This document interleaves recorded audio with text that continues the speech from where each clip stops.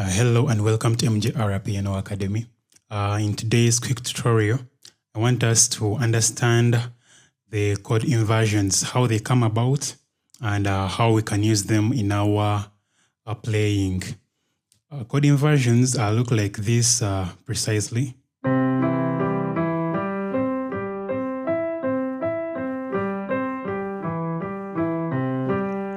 Yeah, those are the chord inversions.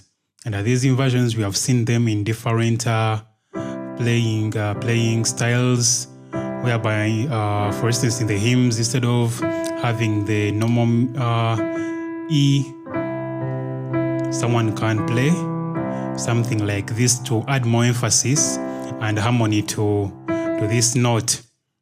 And to start straight away, our chord inversions come from our normal chords.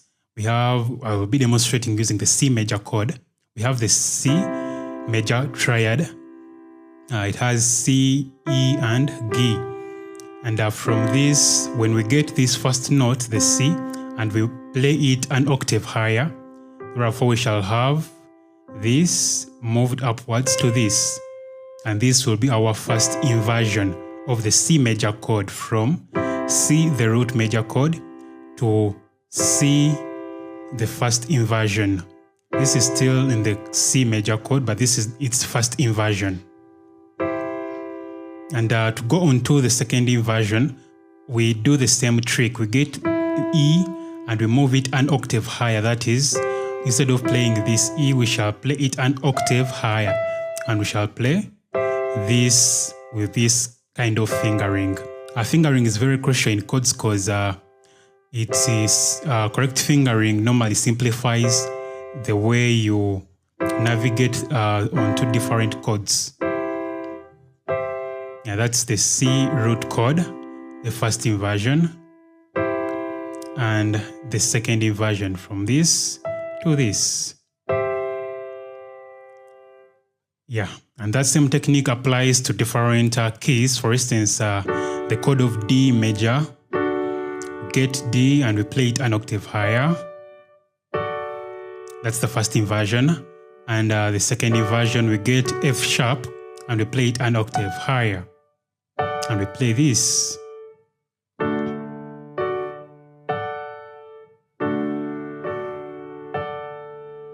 Yeah, those are our inversions. But now practicing these inversions, because it is a very technique that needs a lot of practice as a piano student. And we always practice them in the broken chord format. That is, instead of having the C major playing chord, we have it broken into different notes, different parts. That's the C. And then you go on to the next inversion. Instead of having it plainly in this format, you play it in a broken way. And the second inversion, instead of having a plain chord, another demonstration. You can notice how I'm switching the fingers smoothly and precisely. It's the thumb that helps me to move on to the next parts of the chord, of the inversions. With the left hand.